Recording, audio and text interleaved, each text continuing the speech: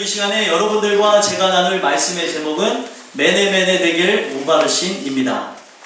이 말은 벨사살 왕이 타락한 잔치를 벌이면서 자신의 왕후들과 또 신하들과 함께 술을 마시고 또 세상의 쾌락을 즐기던 중에 벽에 쓰여진 글씨가 메네메네 데겔 우바르신이었습니다.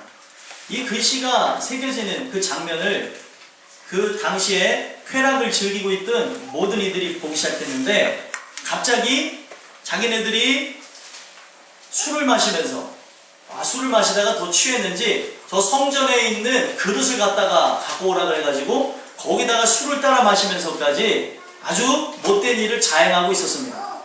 그러던 중에 갑자기 왕궁의 촛대 바로 앞면에 보게 되어지면 그 벽면에 손가락이 하나가 나오게 됩니다. 손가락 하나가 딱 나오면서 자신들이 봤을 때 읽을 수도 없는 메네메네 데겔 우바르신이라는 글자를 쓰고 사라져버립니다.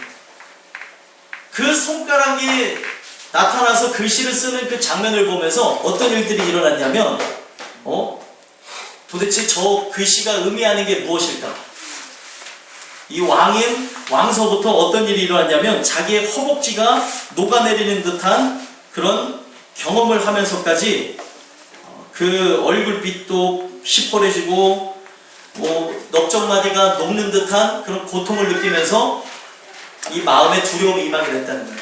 자, 여러분들 제가 이 내용을 통해서 여러분들한테 하나 질문을 드리면, 메네메네 데겔 우바르신이라는 것을 분명히 알지 못하지만 자기가 하는 일을 이 벨사살 왕이 잘못했다는 것을 알았을까요? 몰랐을까요? 알았던 거죠. 알았으니까 그 글씨가 어떤 의미인지는 몰라도 그 글씨를 보며 두려움이 임하기 시작했다는 거예요. 자, 여러분들 이 내용에 많은 의미를 두고 있는데, 하나님이 여러분들을 부르실 때에 하나님의 음성은 귀로 듣는 것이 음성이 아니라 하나님은 여러 가지 사인을 줍니다. 가정에도 사인을 주시고 직장에도 사인을 주기도 하고, 소소한 인간의 관계 속에서 또 자녀의 문제, 또 여러 가지 삶의 어려움과 고난과 고통을 통해서 하나님이 사인을 줘요. 그 사인을 줄 때에 내가 죄 가운데 있는 사람은 그 사인을 보며 어떤 마음을 가질까요? 똑같이 두려운 마음을 갖습니다. 그런데 반대로 은혜 안에 살던 사람이 은혜 안에 살던 중에 하나님을 찬미하던 중에 손가락 글씨가 쓰여졌어요. 그러면 어떤 마음이 들었을까요? 기쁜 마음이 들었겠죠. 인간의 기본적인 그런 마음이 그 안에서 비롯되고 있다는 것을 말씀을 드리는 겁니다. 오늘도 하나님께서는 수도 없이 여러분들에게 사인을 주세요. 어떤 사인이요? 하나님께 돌아오라고.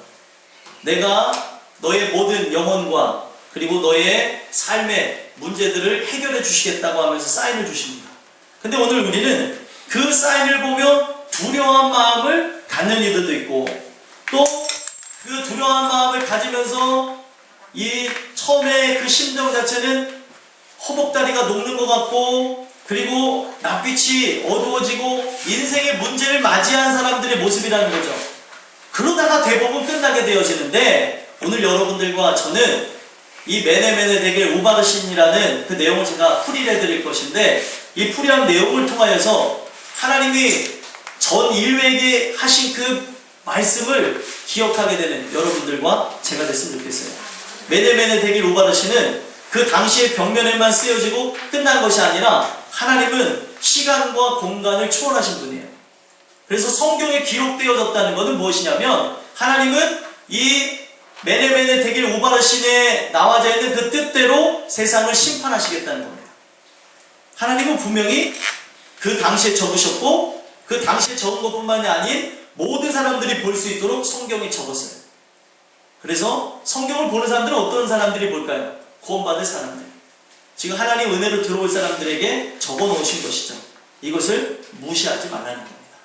오늘 여러분들과 저는 이 메네메네 데겔 우바르신, 그 글씨가 쓰여졌을 때 벨사살 왕들과 모든 사람들이 얼굴이 변하고 이 두려움이 가득 차는 그런 모습이 있었는데, 여러분들과 저는 이 말씀을 통하여서 우리의 삶의 끝에 두려움을 맞이하는 그런 안타까움이 일어나기보다 즐거움을 맞이하는 그날이 오게 되기를 주 예수 그리스도의 간절히 소망합니다.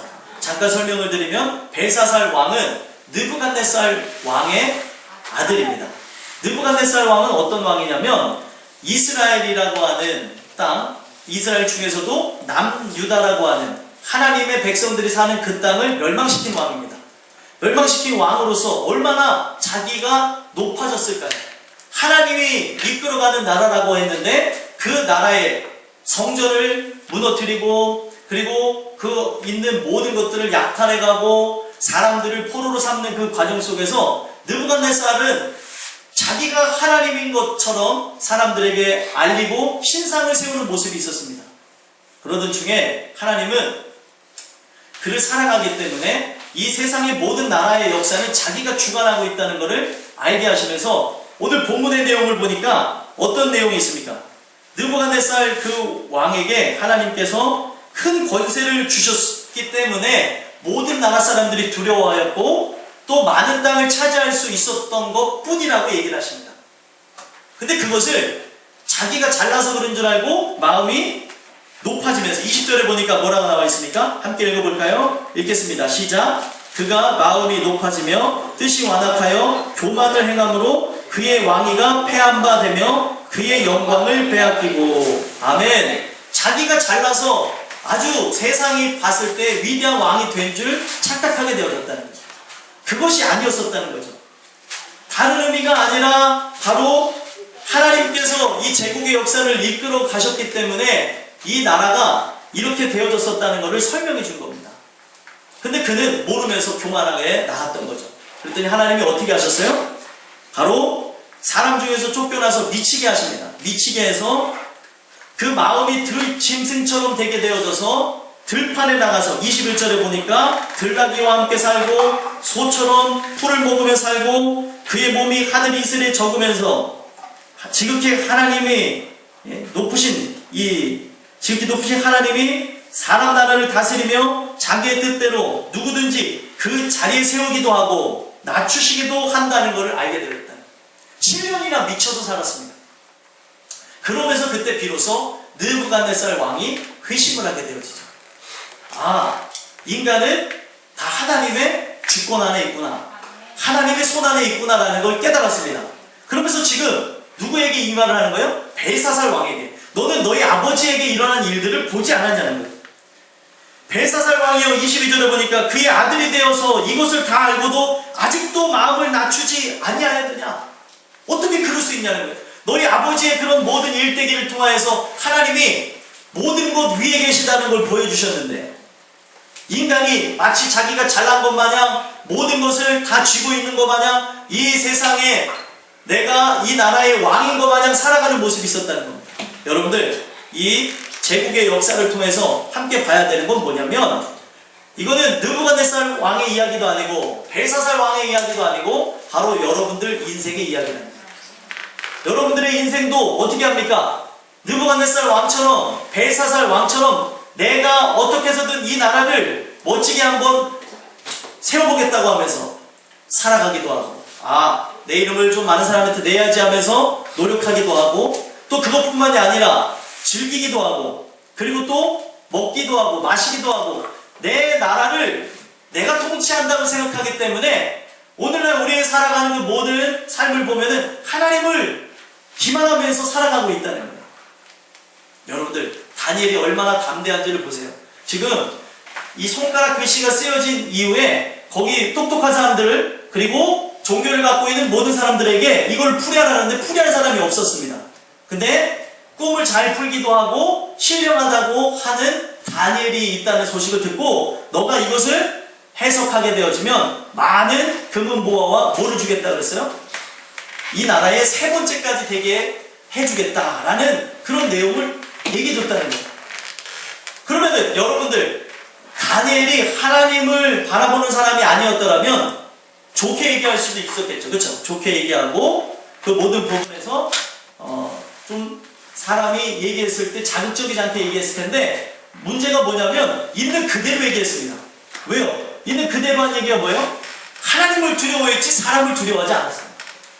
일개의 제국의 왕입니다. 나라를 연합한 것을 제국이라고 해요. 그 제국의 왕 앞에 가서 당신은 심판받을 것이라는 내용을 얘기를 한 게 다니엘이라는 거예요. 오늘 저도 감히 여러분들에게 말씀을 드립니다. 무슨 말씀이요? 메네메네 데겔 우바르시냐는 글씨는 과거에만 쓰여진 글씨가 아니고 우리 온 인류에게 쓰여진 글씨입니다. 이 글씨대로 모든 사람들은 다 심판을 받을 것이에요. 여러분들이 이것에 대해서 속이 뒤틀리고 이것에 대해서 기분이 나쁘고 어떤 사람은 통곡을 하든 또 이것을 통해서 기쁨으로 받던 저는 하나님의 메시지를 증거합니다. 모든 인류를 향해서 하나님은 이 글씨를 쓰시면서 이렇게 하시기로 정하셨다는 거예요. 오늘 여러분들과 저는 이 내용을 통해서 봐야 되는 게 무엇입니까?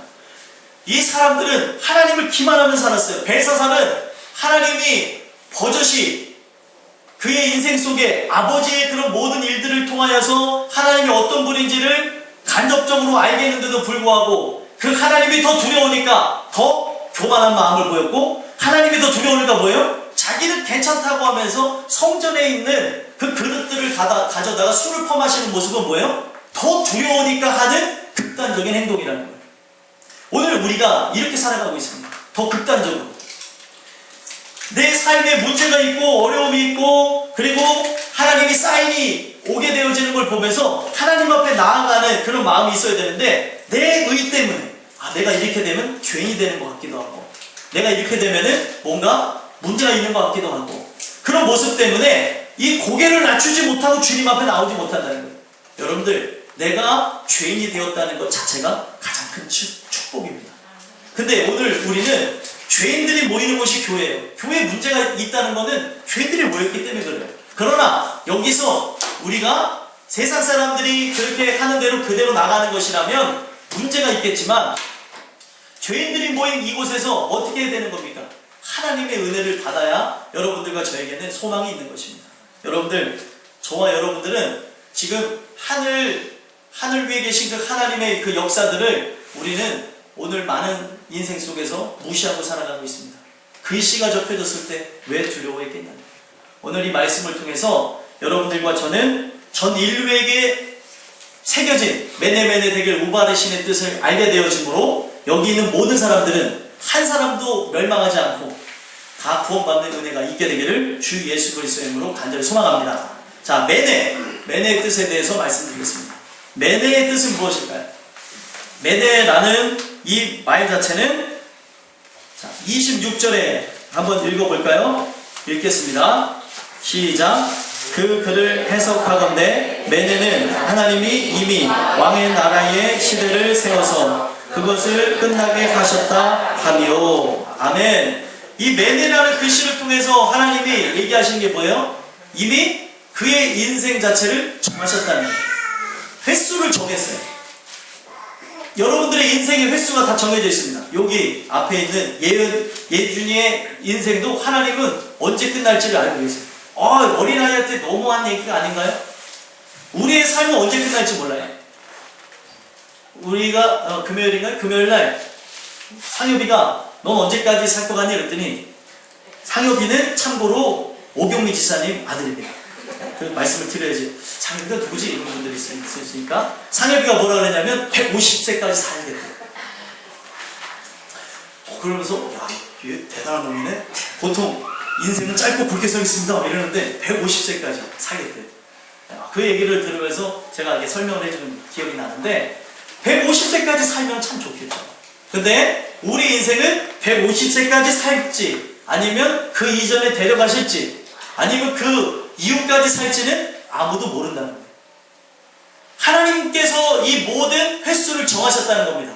오늘 이 예배를 드리고 있는 여러분들의 머리 위에 하나님의 숫자가 정해져 있지 않을까라는 생각도 가져요. 저 사람은 몇 년 남았네? 몇 년 남았네?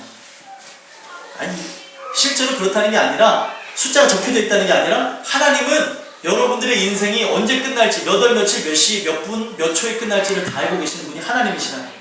그런데 오늘 우리는 문제가 무엇입니까? 모든 것이 하나님 손 안에 있는데, 하나님 주권 안에 있는데, 내 인생이라고 생각하면서 내 마음대로 살아가는 거예요. 내가 왕인데 내가 왕인데 내가 이렇게 한들 무슨 상관이냐? 왕도 하나님의 뜻에 의해서 세워진 것이지 자기가 잘나서 세워진 것이 아니었습니다. 그것을 분명 벨사살 왕이었던 느부갓네살 왕을 통해서 보여줬어요. 자기 아버지 생애를 통해서 하나님이 한순간에 그를 꺾으시니까 미쳐가지고 풀 뜯어먹는 인생이 되었습니다.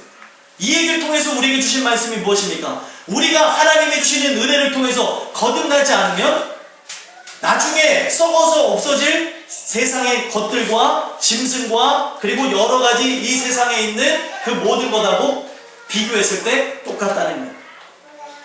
여러분들, 짐승은 어떻습니까? 본능에 의해서 살아가고 본능에 의해서 마치는 게 짐승입니다. 그렇죠? 훈련에 의해서 나아지긴 하더라도 그 본성을 거스릴 수는 없습니다.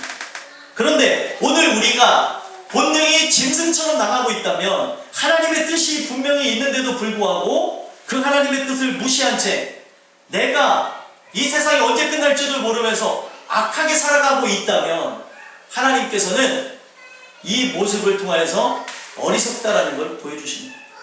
벨사살 왕은 그 인생이 지금 끝나는 줄도 모르고 지금 이 글씨가 새겨진 이날에 자기 인생이 끝나는 줄도 모르고 자기는 괜찮다고 하면서 자기는 아무 문제가 없다는 것을 보여주면서 성전에 있는 그런 그릇을 가져다가 술을 퍼마시는 모습까지 보여줬다는 겁니다. 여러분들, 우리가 왜 하나님을 알아가면 알아갈수록 고개가 숙여지냐면 내가 잘났다고 하더라도 그것도 하나님이 만드신 것이고 내가 돈이 많다고 해도 그것도 하나님이 만드신 것이고 모든 것은 하나님 손에 달려있다는 거예요. 왕이라고 하는 것도 하나님 손에 달려있는데 오늘 여러분들의 인생을 통치하니까 여러분들도 왕들과 같으신 거예요. 왕들과 같은 여러분들의 인생 속에 하나님이 그걸 잡고 계시다는 거예요. 인생의 키를 횟수가 정해졌다. 횟수를 정해보니까 세어보니 내 인생이 끝났다 하면 오늘 가는 거예요. 내가 지금 어떤 사업에 대한 구상을 갖고 있고 내가 미래에 대해서 어떤 걸 갖고 있고 앞으로 어떻게 살아가야지 수많은 꿈을 그리고 내가 이제 내 남편과 어떻게 해야지 내 아내와 어떻게 해야지 내 자녀는 어떻게 해야지 또 앞으로 어떻게 해야 되지 나는 어떤 집을 사야지 어떤 차를 사야지 전혀 의미가 없습니다. 하나님이 정해둔 그 횟수대로 우리 인생은 끝나게 될 거라. 그러면 성경은 이 내용을 통해서 무엇을 얘기하시고자 하는 거냐면 오늘 우리의 삶이 끝나기 전에 창조주 하나님을 기억해야 되는 겁니다. 아멘이십니까? 그래서 이걸 통해서 얘기하시는 건 뭐냐면 내 횟수가 언제인지 모르기 때문에 하나님은 오늘 돌아오래요. 오늘서부터 너희가 하나님의 영광을 위해서 하나님의 뜻을 위해서 살아야 된다는 것임을 설명해주고 있다는 겁니다. 근데 오늘 우리는 내 인생의 횟수가 오늘의 끝은 아니겠지 하면서 내가 그냥 기분이 안 좋다고 해서 교회를 빠지기도 하고 내가 기분이 오늘은 그렇다고 해서 세상으로 나가기도 하고 여러 가지 부분에서 내가 가지고 있는 감정 그리고 이성 내가 가지고 있는 느낌에 따라서 내 인생을 마음대로 주관하고 있다는 거예요. 마음대로 주관한 대가를 받는 그날이 옵니다. 여러분들과 저는 지혜로운 게 무엇이냐면 지혜로운 자는 게으르지 아니하고 하나님의 뜻이 무엇인지를 압니다. 내가 내 인생을 살아가는 사람이 맞습니다. 하지만 내 인생 위에 주관자가 있다는 걸 기억하는 게 정말 슬기가 있는 사람이라는 거예요. 이름만 슬기면 뭐예요? 그런 사람들 있잖아요. 이름은 슬기인데 슬기롭지 않게 살아가는 사람, 죄악으로 살아가는 사람. 우리가 아는 사람을 얘기하는 게 아니에요. 네? 오늘 여러분들과 저는 이 말씀을 통해서 봐야 되는 거는 분명 주인이 올 날이 있기 때문에 지금 이 왕은 멋대로 나아가는 것이 아니라 그 명을 받아서 살아가야 되는 소명과 사명이 있는 사람이라는 거예요. 내 뜻대로 살아가는 사람이 아니라는 겁니다. 그래서 마태복음 24장에 보면은 24장 45절에서부터 쭉 보게 되어진 무슨 비유가 나오냐면은 충성된 종과 악한 종에 대한 비유가 나와요. 충성된 종은 뭐예요? 충성된 종은 언제든지 주인이 지금 충성된 종과 악한 종에게 자기 모든 소유를 맡기고 갔어요. 그리고 언제 돌아온다고 얘기는 안 하고 기약 없이 갔습니다. 근데 충성된 종은 어때요? 언제 돌아올지 모르니까 그 주인이 가지고 있는 소유들을 잘 간수하고 그리고 주인의 뜻에 맞춰서 살아가는데 악한 종은 어때요? 게으르게 하면서 자기가 일이 뭔지도 모르고 술을 퍼마시고 자기 멋대로 살아가는 모습이 있다는 겁니다. 여러분들, 이 얘기는 뭐를 상징하는 거냐면 술을 먹고 안 먹고의 문제가 아니라 허랑방탕한 삶을 살아가야 될 것이 아니라는 겁니다. 이 매네라는 그 말을 통하여서 오늘 여러분들의 인생에 횟수는 정해져 있다는 거예요. 게으름으로 일관하면서 썩어질 것을 향해서 나가야 될 것이 아니라는 겁니다. 근데 오늘 우리 많은 사람들은 지금 썩어질 것을 향해서 나가고 있어요. 매네를 왜 2번 강조했을까요? 같은 말입니다. 매네를 2번 쓴 거죠. 왜 강조했냐면 우리에게 하나님이 인생을 정하셨다는 거예요. 그 정하신 날이 언제인지 모르는 나는 내가 주님을 만났느냐 만나지 않았느냐, 지금 내 인생에 왜 이렇게 계속 공고하고 문제를 갖고 있느냐, 왜 내 마음에 있는 이 모든 걸 채울 수 없느냐, 오늘 나는 어떻게 살아가느냐, 이 모든 것들을 질문하면서 나는 하나님의 뜻이 무엇일까, 그렇게 나아가야 되는데 오늘 우리는 어쩌면 미래에 대한 더 두려움, 죽음에 대한 더 두려움 때문에 더 악하게 살아가고 있을 수 있다는 거예요. 그걸 성경은 게으름이라고 합니다. 그냥 집에 누워있는 게 게으름이 아니에요. 집에서 아무것도 안 하는 게 게으름이 아니라 성경에서 말하는 게으름은 하나님이 원하시는 걸 하지 않는 걸 게으름이라고 합니다. 하나님의 뜻이 있는데 그걸 무시하고 살아가는 거죠. 오늘 여러분들과 저는 이 매네매네, 이 매네라는 그 뜻을 통하여서 하나님이 여러분들의 삶의 게으름, 왜 게으름이 왜 나쁘다고 하는 줄 아세요? 성경에서 왜 게으름을 나쁘다고 하는지 아십니까? 게으름은 깨어있지 않은 것에 대한 결과를 보여주는 거예요. 이해가 되시죠? 게으른 사람의 끝은 심판입니다. 그러면 게으르지 말아야 되네. 육신적으로 부지런해지라는 의미가 아니에요. 지금 무엇보다도 세상의 그 어떤 것보다 하나님 알기를 힘써야 되는 시기인데도 불구하고 내 인생을 자꾸 미루고 있어요. 내 삶은 언제 끝날 것이다, 이렇게 정해놓고 지금 오늘이 바로 은혜를 받을 만한 때요, 지금이 구원의 날인데도 불구하고 이 모든 것을 패스하고 있다는 거예요. 의미가 없습니다. 오늘 여러분들의 인생에 가장 소중한 것은 바로 영원 구원을 받는 거예요. 그래서 성경은 뭐라고 얘기하고 있냐면 베드로전서 1장 9절에 보면은 믿음의 결국은 영원 구원을 받으니라. 아멘이십니까? 그러면 영원 구원을 받지 못했다는 것은 어떤 얘기예요? 믿음이 없었다는 거예요. 믿음이 없다는 건 무엇이냐면 주님을 마음에 품고 살아가지 않는 악한 종이기 때문에 멋대로 살아가는 겁니다. 주님의 주시는 은혜를 통해서 믿음을 갖고 살아가는 사람은 반드시 열매를 맺어요. 이 땅의 열매가 아닌 주님께서 원하시는 열매. 근데 그 열매는 지금 하나님께서 계수해 보겠다는데 없어요. 열매가 없는 나무마다 계수를 했어요. 이 나무가 3년이 되어졌으면 열매를 맺어야 되는데 열매가 없으니까 어떻게 해요? 열매가 없는 나무마다 다 불에 던져 사르겠다는 거예요.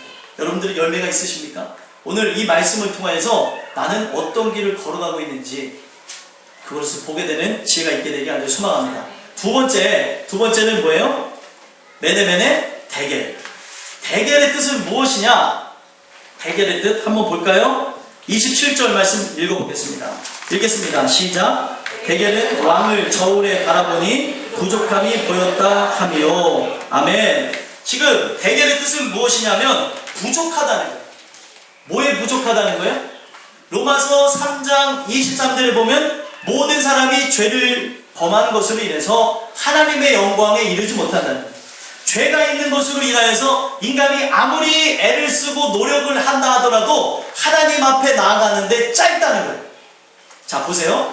100cm가 되어져야지 합격이라고 한다면 99.9cm로 합격인가요? 합격이 아닌가요? 합격이 아니죠. 0.1cm가 부족해서 천국에 못 들어가도 부족한 것이고 또 10cm가 부족해서 천국에 못 들어가도 부족한 겁니다. 근데 중요한 거는 인간이 아무리 노력을 한다 하더라도 문제가 뭐예요? 아무리 애를 쓴다고 하더라도 하나님의 영광에 이를 수가 없대요. 왜요? 인간은 타락했기 때문에. 타락한 본성에 의해서 내가 가지고 있는 그 결단, 내가 가지고 있는 의, 내가 가지고 있는 노력으로 하나님의 영광에 이룰 수 있냐? 깨끗하게 살아야지. 겉으로는 깨끗하게 산다 하더라도 중요한 것은 안이 깨끗하게 살지 못하는 것으로 인해서 결국에 천국에 가지 못한다는 겁니다. 오늘 여러분들과 저는 이 말씀을 통해서 봐야 되는 것은 부족하다는 것의 의미를 잘 보셔야 돼요. 왕을 어디다가 달아봤대요? 저울에다 달아봤더니 바로 부족함이 보였다라고 얘기하고 있어요. 이 얘기는 뭐냐면 양판 저울인 줄 알았더니 양팔 저울이더라고요. 요 얘기가 제가 양판에다 올려놨으니까 양판 저울인가 보다 했더니 팔이 두 쪽에 있어서 양팔 저울이더라고요. 이 표준어가 그렇게 헷갈려요. 그래서 내가 양판이라고 그랬다가 무식하다는 소리를 들을 뻔했구나. 제가 그러면서 설교를 준비하다가 나왔는데 가끔 가다가 표준어가 헷갈려요. 양판이지 양팔이지. 양팔 저울이라는 것을 통해서 보게 되어지면 이 순금으로 표현되어지는 분이 예수님입니다. 양팔 저울은 뭐예요? 무게와 질량을 원래의 한 물건과 다른 물건을 올려놔서 이게 진짜면 가짜를 올려놔갖고 가짜인지 진짜인지를 분별하는 거죠. 양판의 무게가 같고 질량이 같아야 뭐예요? 똑같아야 진짜라는 것인데, 이거는 뭐 양팔 저울을 예전에는 순금을 가리는 저울로도 쓰여지기도 했고, 뭐 요즘에는 그 저울, 양팔 저울 요즘에 잘 안 쓰긴 해요. 그죠? 잘 안 쓰긴 하는데, 그런 용도로서 이것과 이것이 같은지를 분별하기 위해서 쓰는 것이 양팔 저울이라는 거예요. 오른편에 누가 올라가시냐면, 예를 들어서 말씀드리면 예수님이 올라가십니다. 예수님이 올라갔는데 거기 반대편에 왼편에 누가 올라가요? 여러분들과 제가 올라가요. 올라갔는데 예수님은 위로 올라가고 나는 밑으로 내려가요. 그러면은 결국에 뭐예요? 나는 합금이라는 거죠. 예수님은 순금으로 비유하잖아요. 자, 순금은 뭡니까? 순금 만져본 적이 없어서 잘 모르시죠? 순금은 저는 결혼할 때 한번 만져봤어요. 네, 결혼해서 갖고 있었던 순금, 참 어른들이 성견지명이 대단하신데 개척하면 반드시 어려운 일이 있을 것이라고 순금을 사줬는데 지금 다 팔아서 없습니다. 네, 다 팔아가지고 없어요. 근데 또 하나님이 은혜를 주시는 게 막상 교회가 어려워서 순금을 팔아야 될 때 되니까 순금이 이만큼 올라가거든요. 그래서 이시구나. 다 팔아가지고 지금 여기까지 왔어요. 네? 근데 순금을 그때 보니까 순금은 겉과 속이 같습니까? 틀립니까? 같죠. 겉과 속이 같다는 겁니다. 그럼 합금은 겉과 속이 같아요? 틀려요? 집사님? 겉과 속이 같아요? 정집사님? 정집사님 지금 깊이 들어가셨어요. 피곤하셔서. 네. 어쩔 수가 없어요. 이따가 다시 설명해. 돌아오셨어요. 할렐루야. 들으셔야 돼. 내 사랑하니까 깨워드리는. 아주 은혜를 받으셔서 열심히 사는데 들어야 살죠? 그럼 요즘에 깨달으신 거니까 들어야 살죠. 정신을 차리시고. 자, 보시면 합금은 겉과 속이 같아요? 틀려요? 합금은 뭐를 합금이라고 합니까? 겉에만 금을 입힌 걸 합금이라고 합니다. 그럼 속에는 다른 게 들어가 있는 거죠. 저는 우리가 다 아는 걸 갖고 얘기하는 거예요. 모르는 것처럼 쳐다보지 마시고. 자, 여러분들 왜 우리가 순금인지 합금인지를 달아보냐고 하는 것이냐면, 여러분들 우리의 마음이 금과 같이 되어져요. 성경은 우리가 정금과 같이 되어져 있다 얘기하고 있어요. 욥기서 23장 10절에 보면은 나의 길 오직 그가 하시나니 그가 나를 단련하신 후에 내가 정금과 같이 나아가리라. 오늘은 더 바뀌어서 누가 금 좋아하시는 분이 순금으로 바뀌었어요. 정한금이라고 하는 거는 이렇게 재련된 금이라고 해서 참 좋았는데 이제 순금으로 바뀌었어요. 24K로 바꿨다는 거예요. 24K는 겉과 속이 같은 걸 의미합니다. 오늘 제가 이 말씀을 통해서 드리고자 하는 건 뭐냐면, 하나님이 보시는 부분에서 속이 변화된 사람은 겉도 변화되게 된다는 거예요. 근데 가장 중요한 건 뭐예요? 오늘날 많은 사람들이 겉으로는 참 많은 일들 합니다. 겉으로는 기독교인이에요. 겉으로는 막 구제도 하고 봉사도 하고 많은 일들을 해요. 그러나 속이 기독교인이 아닌 거죠. 속이 참 그리스도인이 아닌 거예요. 이것이 문제가 되어지는 건데, 오늘 많은 사람들은 겉을 변화시키면은 구원을 받는 줄 착각하는데 속이 변화되지 않으면 절대 구원하지 못한다는 겁니다. 겉을 그냥 금으로 치장한 것처럼, 겉을 그리스도인처럼 이렇게 치장하고 내 멋대로 살아간다고 천국에 가는 게 아니라는 거예요. 나중에 양팔 저울에 올린 것처럼 주님과 나를 딱 봤을 때 내 안에 그리스도가 계신 사람만이 무게가 같기 때문에, 그리스도를 마음에 모신 사람만이 천국에 들어가게 된다. 그래서 성경에는 뭐라고 얘기하고 있냐면, 마태복음 5장 20절에 뭐라고 얘기하고 있냐면, 너희가 결단코 바리새인과 서기관의 의보다 낫지 못하면 천국에 들어가지 못합니다. 그들의 의를 사람들 무시하는데 엄청난 의입니다. 난지 8일 만에 남자아이를 포경수술을 하면서 온갖 친척들이 모여서 의복을 입히고 노래를 부르면서 찬송하면서 시작하는 그들의 인생이에요. 그리고 그들은 늘 11조를 드리고요. 11조를 드리는 것뿐만이 아닌 매 주일마다 금식을 하면서 살아갑니다. 근데 그 의로도 어디를 못 간대요? 천국에 못 간대요. 그럼 도대체 어떤 의로서 천국에 간다고 합니까? 하나님의 의, 그리스도의 의를 받아야지만 천국에 간다. 왜 그렇습니까? 내 영혼이 타락했어요. 내 영혼이 망가졌어요. 육은 치장할 수 있지만 영이 망가진 걸 고칠 수 있는 의사는 하나님밖에 없습니다. 이 영혼이 망가졌는데 아무리 그 망가진 부분을 수리한다고 하더라도 수리가 가능하나요? 불가능합니다. 적당히 망가진 것은 고칠 수 있지만 우주만큼 망가진 걸 고칠 수 있는 분은 하나님밖에 없어요. 왜 제가 이런 말씀을 드리느냐? 우리 영혼의 크기가 제가 얼마나 다르겠어요? 우주만 하다 그랬어요. 그러면 이 우주만한 걸 채울 수 있는 게 뭐가 있을까요? 내 노력으로. 정답이 빨리 나오면 안 돼요. 같이 가야 돼요. 내 노력으로 될까요? 안 됩니다. 내가 가지고 있는 결단으로 될까요? 내 열심으로. 우주보다 크신 그 하나님에 만족할 수 있게 되어지려면 내가 아무리 이걸 싼다 그래도 여러분들 이걸 절대 쌀래야 쌀 수가 없게 되어지는 것이다. 이해가 되시죠? 그런데 이 모든 것이 완벽해질 수 있는 것이 있으니 성경에는 우리가 노력해서 이것을 얻을 수가 없으니까 완벽한 의인 그리스도의 의를 받으라라고 얘기하는 거예요.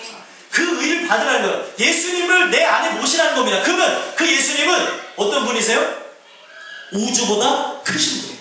창조주시기 때문에 내 안에 영혼에 들어가게 되면 만족감을 누리게 되어지고 가득 차게 되어지므로 부족하지 않게 된다는 겁니다. 자 보세요. 여호와는 나의 목자시니 내가 부족함이 없으리로다. 진짜 마음에 그분이 목자가 되어진 사람, 이 마음에서부터 예수님을 모신 사람은 부족함이 없습니다. 그런데 그분이 나의 주인이 되어지지 않은 사람, 내 영혼의 문제가 해결되지 않은 사람은 겉으로는 그리스도인처럼 보인다 하더라도 아니 해결되지 않은 것으로 인해서 나중에 저울대에 올라가면 저울이 높이 올라가고 내려간 것으로 인해서 결국에 어떻게 된다는 거예요? 심판을 받게 되어진다. 결단코 어떤 의로도 할 수 없다고 합니다. 아무리 노력을 해도 우주만큼 어떻게 채울 수 있나요? 우주가 여러분들이 생각하는 것보다 더 큰 거 아시죠?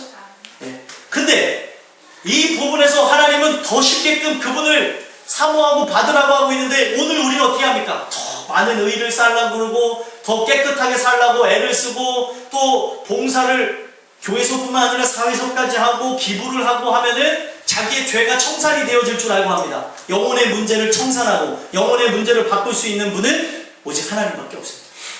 이것이 채워지지 않은 사람, 이것이 바뀌어지지 않은 사람은 부족하다는 거예요. 우리가 천국에 가는 것은 바로 그분의 그 믿음으로 그분의 의로서 가는 겁니다. 이 안에 그분이 들어오시지 않으면 천국에 들어갈 수가 없는 거예요.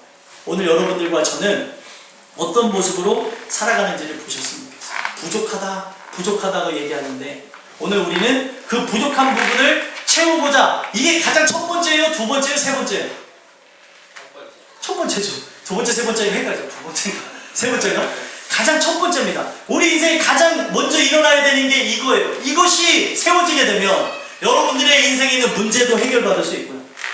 그리고 고난, 환난, 고통 내가 겪고 있는 그런 모든 어려움들을 초월할 수 있습니다. 왜요? 만족감을 주시니까.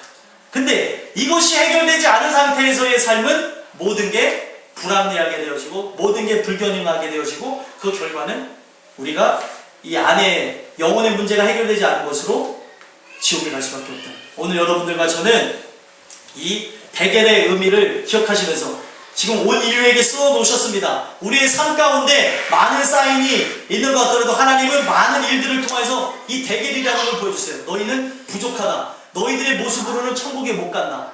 그걸 계속 얘기하고 계십니다. 오늘 이 말씀을 통해서 여러분들과 제가 은혜로 나가는 귀한 역사가 있게 되기를 간절히 소망합니다. 마지막 끝으로 대결 다음에 뭐예요? 우바르신입니다.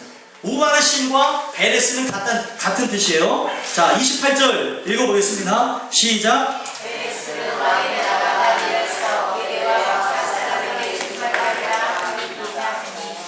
아멘. 베레스는 아까 제가 말씀드린 대로 우바르신하고 같은 뜻이라는 거예요. 우바르신을 베레스라고 이렇게 풀이한 겁니다. 근데 이 뜻의 내용을 보니까 뭐래요? 왕의 나라가 나뉘어서 메대와 바사 사람에게 준바가 되었다. 이건 뭐예요? 멸망을 상징하는 겁니다. 너의 나라가 멸망할 것이다 라는 걸 보여주는 거죠. 이것을 하나님께서 나누셨다라고 얘기하는 거예요. 이 얘기는 뭐냐면 여러분들 우리가 나중에 심판의 날이 다다릅니다. 심판의 날이 다다를 때에 분명히 그 날에도 하나님이 주시는 그 은혜를 통해서 그리스도의 의의가 있는 사람은 성경은 뭐라고 얘기하냐면 반드시 오른편에 있을 것이다 라고 얘기해요. 오른편에 있을 것이다. 오른편은 양과 같은 자들. 그리고 그 하나님의 의를 그리스도의 의를 받지 않고 나간 사람은 왼편에 있을 것이다. 이렇게 얘기합니다. 이 내용이 마태복음 25장에 나와요. 이 내용을 통해서 얘기하는 것은 오른편에 있는 양과 같은 자들에게 하시는 말씀은 심판대에 섰을 때 이것을 나눠서 하신대요. 나눠서. 그래서 나눠서 하는데 이 오른쪽에 있는 양과 같은 자들에게 적용되는 심판의 기준과 왼쪽에 있는 염소와 같은 자들에게 기준되어지는 것이 다릅니다. 오른쪽은 은혜에 의해서 기준되어지는 것이고 여기 왼쪽에 있는 염소와 같은 자들은 행위에 기준되어져서 나가는 거예요. 자 보세요. 여러분들 여기에 힌트가 있습니다. 우리가 아무리 열심히 해도 하나님이 하시는 행위를 따라갈 수 있나요? 없나요? 없죠. 그러면은 하나님이 갖고 있는 그 행위의 기준대로 우리를 판단하신다고 하면은 구원받을 사람이 있나요? 없나요? 없습니다. 하나님은 100점인데 내가 하나님과 비교해봤을 때 몇 점이나 될 것 같아요? 점수를 매길 수가 없는 게 정답이죠. 그래도 목사님 저는 99점 되죠. 99점 돼도 지옥 갑니다. 점수를 매길 수가 없어요. 왜요? 아까 말씀드렸잖아요. 우주만한 걸 해결할 수 없다니까요. 그런데 오늘 우리는 그렇게 알량한 교만을 갖고 나가는 거예요. 내가 이렇게 한 것으로 구원받지 않을까? 아닙니다. 내가 이거를 얼마만큼 베풀었다고 해서 씻겨지는 것도 아니고 내가 얼마만큼 노력하고 남들보다 애썼다고 해서 천국 가는 게 아니라 성경에는 뭐라고 얘기하고 있어요? 오직 은혜로 된다. 은혜. 믿으십니까? 여러분들 에베소서 2장 8절에 보면 너희가 그 은혜에 의하여 믿음으로 말미암아 구원을 얻었나니 이것은 너희에게서 난 것이 아니요 하나님의 선물이라. 하나님 주신 선물이래요. 그럼 하나님이 주신 선물은 인간도 준 선물, 남녀 관계 말고 남녀 관계 헤어지면 막 선물도 줬다가 다 뺏고 막 그러더라고요. 부모와 자식 간에 선물을 줬다가 뺐나요? 안 뺐나요? 그 아들내미가 좀 민망하게 하고 좀 아들내미가 조금 여러분들 속색인다고 해서 딸내미가 속색인다고 해서 야 너 안 되겠다 그거 다 갖고 와 이런 사람 있어요 없어요? 가끔은 있어요. 있어요. 가끔은 있다고 한다면 이유가 뭐예요? 그리고 자녀가 그러니까 아까워서 달라고 하는 거예요? 그쵸? 아까워서 달라고 하는 게 아닙니다. 하나님이 은혜로 준 거는 뭐라고 얘기하고 있어요? 행위에서 난 것이 아니래요. 우리가 잘나서 누구보다 뛰어나서 애를 써서 준 게 아닙니다. 그러면은 여기서 내가 좀 믿음 있는 것 같은 사람들 절대 자랑하지 마세요. 아멘을 못하시죠? 아멘하면 걸려 들어오시는 건데 다들 안 넘어오셨어요? 이해가 되시죠? 내가 믿음 있는 것도 누구 때문이에요? 하나님 때문이죠. 내가 열심히 하는 것도, 내가 새벽 기도를 하는 것도, 내가 수요일에 나오는 것도 아무도 안 나오니까 내가 나와야지 이게 아니에요 여러분들. 이해가 되십니까? 오늘 이 내용을 통해서 봐야 되는 건 오직 은혜로 된 것이고 행위에서 난 것이 아니에요. 다 같은 죄인인데 하나님의 은혜로 택하신 거예요. 깨끗해 하시려고, 거룩해 하셔서 구원하시려고. 근데 거기서 어디 행위가 있습니까? 어디 자랑할 게 뭐가 있냐는 거예요. 그래서 이거는 잘못한다고 해서 뺏어가는 거예요? 뺏어가는 게 아니에요. 잘해서 준 게 아니기 때문에 뺏어가는 게 아닙니다. 아까 우리 집사님 잘했는데 못하면 뺏어가고 싶은 마음도 들 수도 있고 잠시 뺏어갈 수도 있을 수도 있습니다. 육신의 부모는. 그러나 하나님은 애시당초 잘해서 준 것이 아니기 때문에 은혜로 줬대요. 그러니까 하나님이 은혜로 뭐를 줬어요? 믿음을 주셨죠. 하나님께 주신 믿음은 결코 변하지 않는 겁니다. 아멘이십니까? 연약해질 때도 있고 부족할 때도 있고 넘어질 때도 있지만 결국 믿음의 결국은 뭐예요? 영원 구원을 받음이라. 아멘이십니까? 그러면 문제는 뭐예요? 사람들이 생각하는 믿음으로 나가는 거예요. 그러면은 사람들이 생각하는 부분에서 나중에 주님을 떠났다. 그 결과는 뭐예요? 믿음이 없었다는 것이고 은혜도 다 가짜라는 거예요. 겉으로만 번지르하고 변화된 척했다는 것이죠. 오늘 반드시 심판의 날이 다다릅니다. 여기 나오는 우마르신이라는 이야기는 이루어질 거예요. 베레스라는 이야기는 이미 이루어져서 벨사살은 심판을 받았습니다. 나누게 될 것이요. 오른쪽으로 가게 될지 왼쪽으로 가게 될지 우리는 이 땅에서 주님의 음성을 들을 때에 우리는 알게 될 것입니다. 이 베레스라는 이 내용을 들을 때에 여러분들 벨사살 왕은 자기가 구원받지 못했다는 걸 알았을까요? 몰랐을까요? 알았으니까 그 시가 접혀지자마자 두려운 겁니다. 오늘 여러분들이 이 말씀을 들으면서 두려움이 임할 수도 있어요. 하나님을 두려워하는 건 맞습니다. 근데 저는 이 두려워한 마음만 있는 것이 아닌 경외하는 마음으로 바뀌어지길 간절히 소망합니다. 경외하는 건 뭐예요? 그분과 함께 사랑을 나누는 것, 그리고 그분을 두려워하는 것. 근데 오늘날 두려움만 있다면 여리고 백성들도 두려움은 있었어요.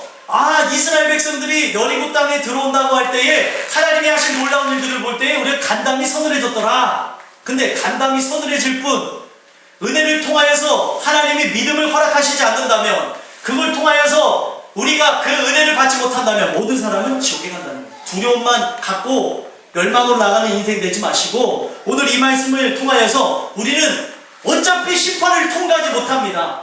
심판을 통과하지 못해요. 은혜가 없으면 결단코 하나님의 행위의 심판을 견딜 사람이 없습니다. 은혜를 강구하며 나가는 여러분들과 제가 됐으면 좋겠어요.